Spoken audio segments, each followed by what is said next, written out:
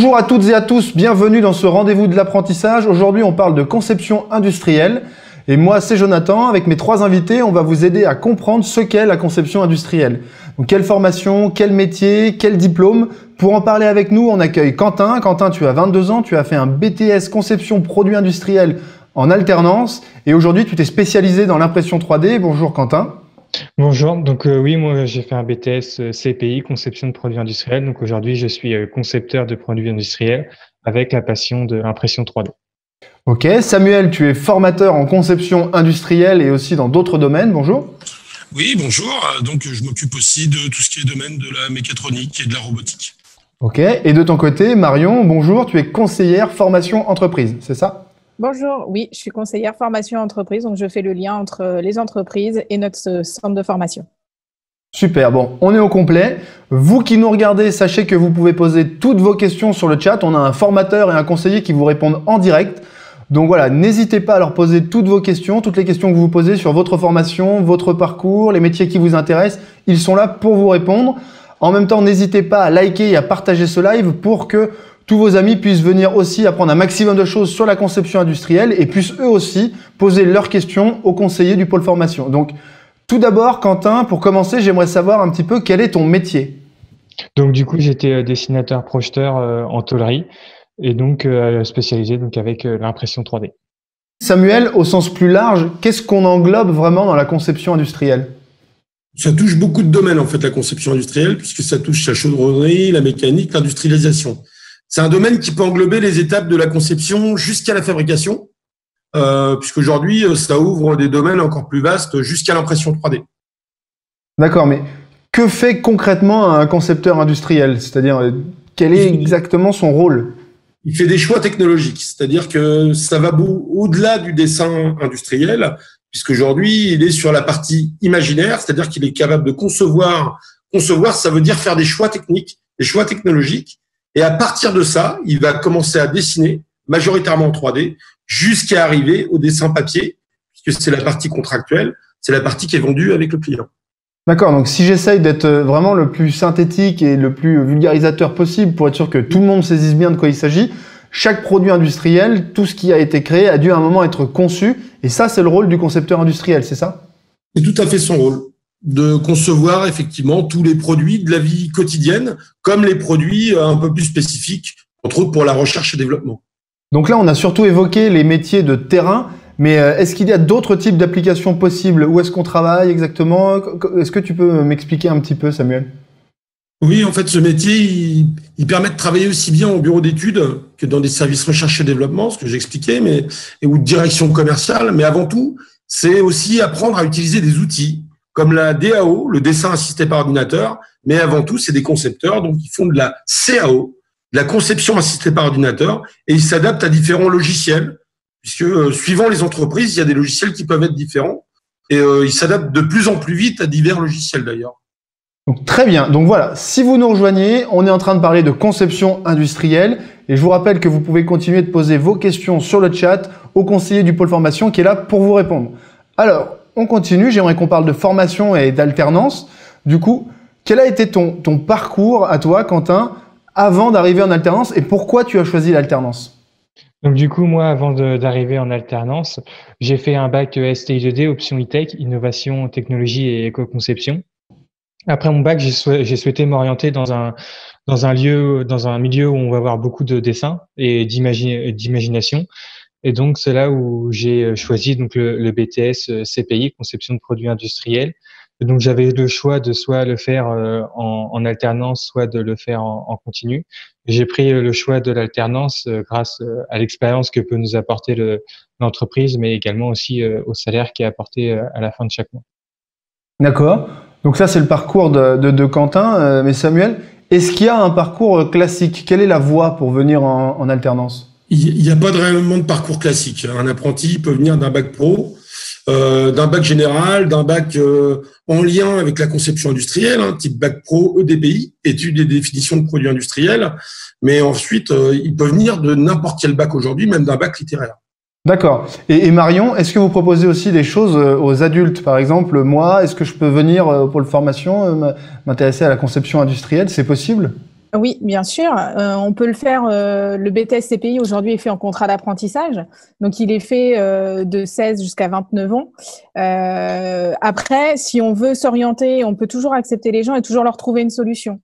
Aujourd'hui, sur l'apprentissage, on a le BTS, mais on a également les propositions de CQPM, c'est le certificat paritaire de la métallurgie, où là, c'est fait en contrat de professionnalisation. Et au-delà de 29 ans, on peut sans souci. D'accord. Bon, vous avez vu, là, devant votre écran, j'ai posé la question pour moi. Il y a même de la place pour moi, donc c'est vous dire. Du coup, n'hésitez pas à poser les questions qui concernent votre parcours aux conseillers du pôle formation qui sont en ce moment en ligne. Du coup, aujourd'hui, on est en formation en permanence dans notre carrière. Et moi, j'ai repris mes études à 10 ans après avoir commencé avec un bac+2 et pour faire une école d'ingénieur. Donc aujourd'hui, il n'y a rien de fermé au niveau des études supérieures.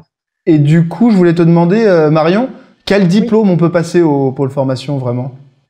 Alors, on peut passer plusieurs diplômes. Alors, en lien avec la conception, il y a un bac, il y a un BTS et après, il y a une poursuite en licence, voire en école d'ingénieur. Comment ça se passe, Quentin? Une fois qu'on a été, du coup, bon, on a vu, on peut venir par tous les chemins au pôle formation. Une fois qu'on est là, qu'on est dans la formation, comment ça se passe au quotidien, au niveau des cours? Comment on apprend la conception industrielle? Donc du coup, tout d'abord, au niveau des cours, on va avoir 15 jours au centre de formation et on va avoir également 15 jours en entreprise.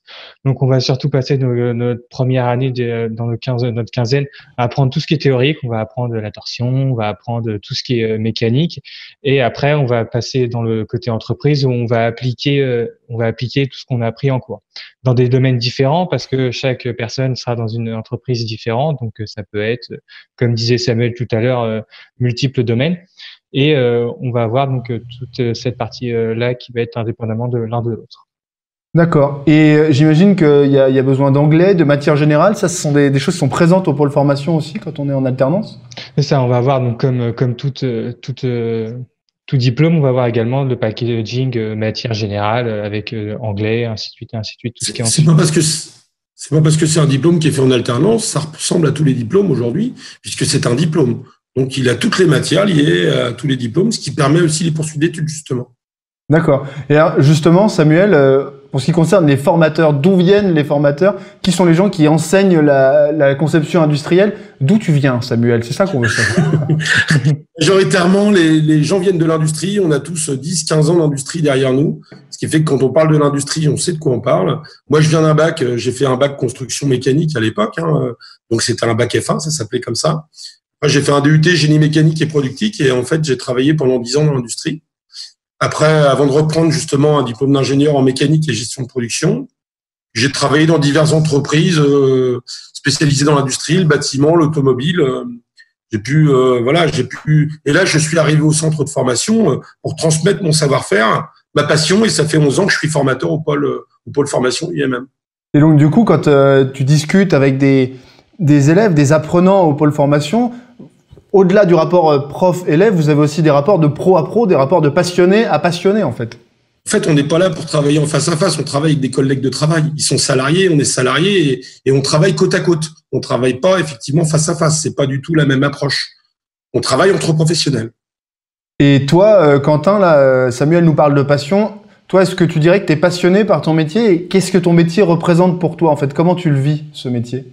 Alors pour moi, oui, c'est d'abord une passion, de pouvoir imaginer quelque chose, une pièce, une machine, et derrière pouvoir la créer et innover, c'est d'abord une passion. Chez moi, donc là, je peux avoir l'exemple, mais j'ai des imprimantes 3D personnellement chez moi. C'est une innovation, pouvoir apprendre tous les jours, c'est ce qui m'intéresse énormément dans ce métier. Et donc, on est considéré comme des professionnels au pôle formation, mais tu es aussi considéré évidemment comme un professionnel et un employé quand tu es dans la société dans laquelle tu fais ton alternance, c'est ça? Comment est-ce que tu te sens considéré? Comment ça se vit côté entreprise, l'alternance? Alors côté entreprise, ça va se faire progressivement. On va pas arriver du jour au lendemain dans l'entreprise puis nous lancer sur un dossier énorme. On apprend petit à petit les rudiments du métier dans notre entreprise. Ça se fait progressivement jusqu'à l'épreuve finale de notre BTS où on va avoir un gros sujet à réaliser. D'accord. Et toi, ton entreprise, tu l'as trouvée de quelle manière à l'époque? Tu te souviens? Tu avais fait le tour des entreprises avec ton CV? Comment est-ce que tu avais été recruté? Alors du coup, oui, voilà, j'ai fait le tour des entreprises, hein. On a envoyé CV, lettre de motivation, hein. Faut pas hésiter, faut insister, faut y aller, faut y aller. Il y a également aussi le centre de formation qui nous aide à faire des recherches. D'accord. Alors c'est ça. Du coup, là, tu me permets de revenir à Marion. Marion, il nous dit faut y aller, mais je pense qu'il y a des jeunes qui sont devant leur écran et qui disent y aller, y aller, y aller. C'est pas forcément facile au début quand on n'a pas d'expérience d'aller voir les entreprises. Vous les aidez, les jeunes, quand ils arrivent comme ça et qu'il faut franchir ce premier cap qui est un peu un des caps clés quand même quand on fait sa formation en alternance. Bien sûr, mais déjà la première étape, c'est qu'ils s'inscrivent sur le site du pôle formation finalement. Du moment où ils s'inscrivent, ils sont pris en charge. C'est-à-dire qu'on va les prendre en charge côté inscription, c'est-à-dire qu'on va voir déjà si leur projet est bien fondé, si entre guillemets ils vont pas droit dans le mur. À nous de leur conseiller avec l'aide des formateurs si besoin, en disant Samuel, est-ce que cette personne-là, elle a le profil, est-ce qu'elle a l'envie si on a un petit doute, pour pouvoir réorienter la personne si besoin. Et après, on les accompagne aussi dans leur recherche d'entreprise, puisqu'on a sur le site des annonces que moi, mon travail, effectivement, c'est d'aller les chercher, donc de les mettre en ligne et de pouvoir mettre en relation ces gens-là. Pour préparer, si jamais ils ont des soucis, pour préparer le CV, l'entretien, on a du coaching. Voilà, il y a tout qui est mis en place. Après, évidemment, il faut un minimum d'investissement personnel et surtout d'envie pour que voilà, des fois de temps en temps il faut nous relancer. Ils sont énormément à chercher du travail entre guillemets, puisque j'appelle ça quand même un travail, hein, puisque c'est un employeur, on rentre dans une entreprise, donc on est salarié. Il faut avoir la même motivation que pour rechercher finalement un emploi en CDI, quoi. On voit qu'il n'y a pas de recette toute faite du coup, et finalement c'est la personnalité, l'envie de l'apprenant qui va déterminer tout le parcours. Bien sûr, comme l'exemple de Quentin. Quentin, c'était sa passion qui a fait qu'il a voulu faire ça. Donc effectivement, et il y en a un, ça va être parce que il aime, je sais pas, concevoir, il veut plus tard concevoir des stylos. Je dis au hasard, mais effectivement, ça va dépendre du parcours de chacun et de l'envie. La base, c'est déjà l'envie où il veut aller. Si c'est déjà pas où il veut aller, ça va être compliqué. Voilà, si vous voulez concevoir des stylos, c'est le pôle formation. Mais du coup, toi, Quentin, combien est-ce que tu gagnais en tant qu'apprenti? Alors, ça dépend donc des années, mais j'étais en première année aux alentours des 1 100 € et la deuxième année 1 200 €. D'accord. Ça, les salaires, Marion, de quelle manière est-ce que c'est déterminé en fait? Il y a des grilles tarifaires, Alors, explique-nous un petit peu. La rémunération, elle varie effectivement en fonction déjà de l'âge, de l'année de formation, première année, deuxième année, troisième année. Bon là, si c'est un bac pro, on a des fois une troisième année. Ça se modifie à chaque fois. Et attention, après, il y a aussi les conventions collectives. Chaque entreprise a sa propre convention. Et là, ça va différer. Il y en a qui vont avoir des déplacements, des paniers, des primes de quart. Voilà. Tout va dépendre de l'entreprise qu'on va choisir. Mais en général, de toute façon, le minimum, il est au minimum de 400 €. Et après, ça peut aller à 1 500, 2 000. Enfin voilà, tout dépend de l'entreprise. D'accord, d'accord.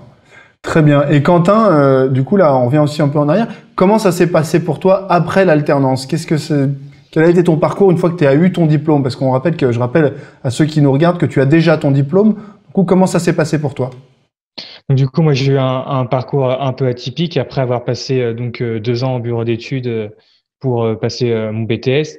Je suis parti dans une branche opposée où je suis parti faire de la maintenance industrielle. Donc, où j'étais thermicien de maintenance en blanchisserie. Donc, thermicien, c'est parce que je m'occupais de chaudières vapeur. Et donc, où j'ai été formé sur de la soudure, des formations CACES, des formations chaudières vapeur, qui m'a permis d'avoir une nouvelle corde à mon arc et de pouvoir continuer à avancer. Comme quoi, ça mène à tout la conception industrielle. C'est bien. Ouais. En fait, il n'y a pas une voie tout tracée. On a choisi conception industrielle, mais on voit que finalement, Quentin a travaillé ensuite dans la maintenance. Est-ce que c'est la formation, la qualité de la formation, qui permet ensuite aussi d'être capable de s'adapter comme ça à plein de choses? L'objectif de la formation, de toute façon, c'est de les former pour qu'ils soient prêts à s'adapter déjà au domaine industriel, à l'industrie elle-même, également avec tout ce qui est savoir-faire, savoir-être, etc. Et l'industrie, c'est très large, quoi. C'est aussi ça. C'est très large. Et techniquement, la conception industrielle, ça permet de s'approprier très facilement d'autres domaines. Donc, c'est vraiment un domaine qui est très ouvert déjà au départ, mais qui est très ouvert aussi en sortie. Et ça permet de s'adapter parce que en concevant les choses, on comprend comment elles fonctionnent. C'est ça? Tu dirais que c'est ça la mécanique? C'est ça. En fait, on fait aussi ce qu'on appelle du reverse engineering, puisqu'on regarde les systèmes existants, pour les comprendre et pour en concevoir de nouveaux. Donc, ça oblige à comprendre les anciens systèmes et à les adapter à d'autres nouveaux systèmes. Et alors toi, tout ça.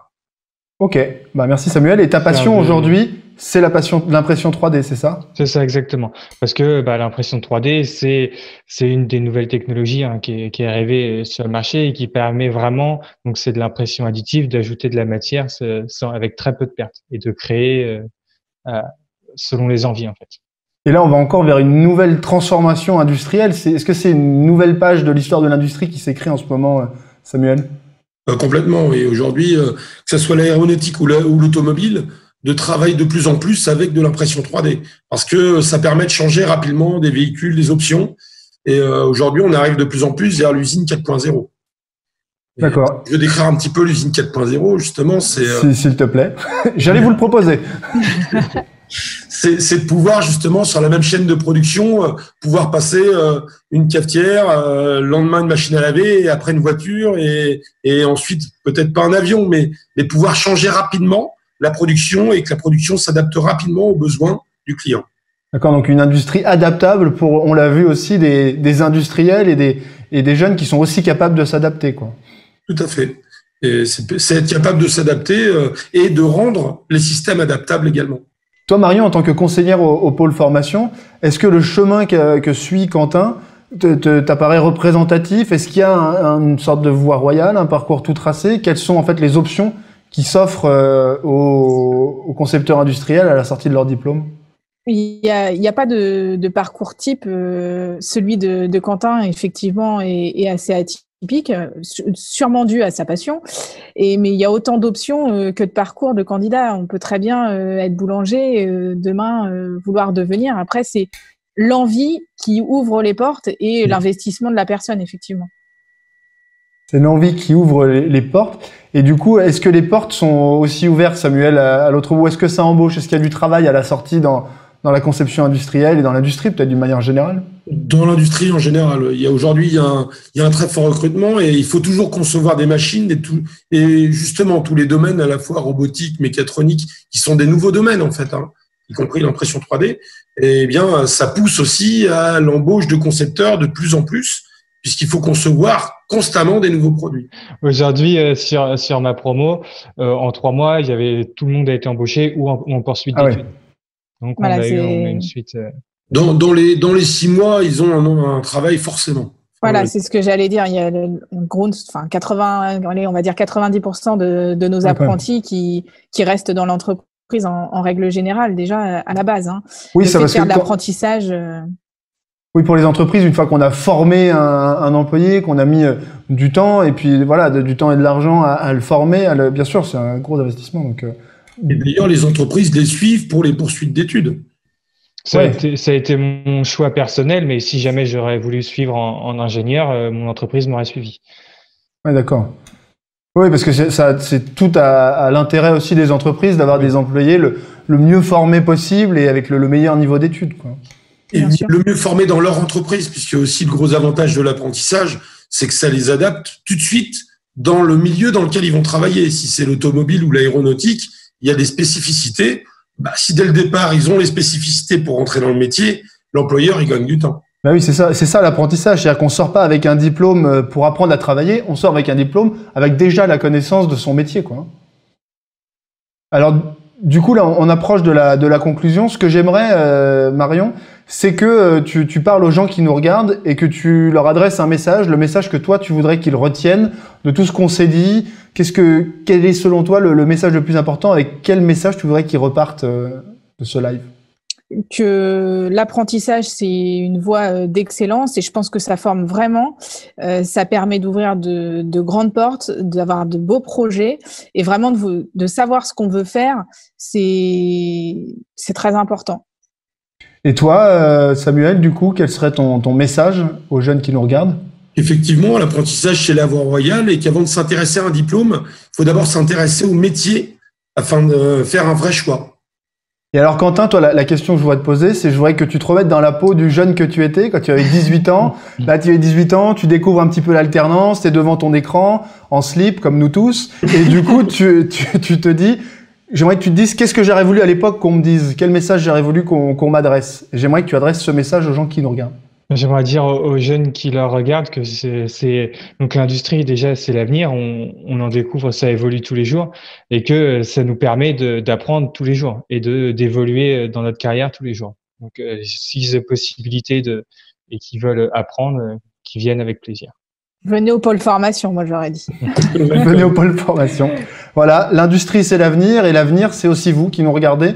Donc moi, il ne me reste plus qu'à vous saluer tous les trois et à vous remercier d'avoir participé avec moi à cet entretien. Merci beaucoup Quentin d'avoir partagé ton expérience, de nous avoir donné toutes ces informations sur ton parcours. Et enfin, merci à vous deux aussi de nous avoir accompagnés. Et merci à vous tous qui nous avez regardés et suivis. Je vous rappelle que vous pouvez continuer de poser vos questions. Les conseillers restent en ligne un moment. Donc voilà, n'hésitez pas, c'est le moment. Prenez toutes les informations que vous avez à prendre. Et puis moi, je vous dis à très bientôt pour un prochain rendez-vous de l'apprentissage. Au revoir.